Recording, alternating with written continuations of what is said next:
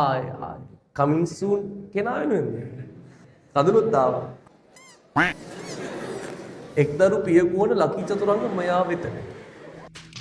මා ඔබට පීරීමේ පිරිනමනු ලබන්නේ ඔබ පිණිස පමණකි. ඔබ මට ඔබේ දරුවාට නොවේ නෑ දරුවට දෙන්න.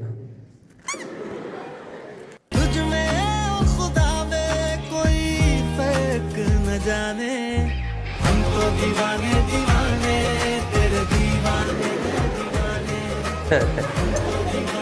අර හාවි අර ඒක හින්දු වෙන්නේ නැති. මොකටද?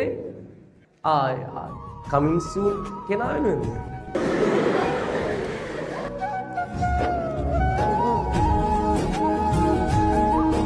නෑ එහෙම එකක් නැහැ. Emotional damage. එහෙම එකක් නැහැ. කියන්නේ මේ. එහෙම හිතලා තියෙනද කියලා. එහෙමද කියලා මම අහලා කියනවා ඒක මම දන්නේ නැහැ. කඳුළුත් ආවා. දෙදරු පියෙක් කරනකොට ජීවන බර වැඩිනේ. ක්ලාස් මිස් වැඩි කරපුවා කියේ. ඩාඩියක් දැම්ම කොහොමද දේවල් කියන්නේ.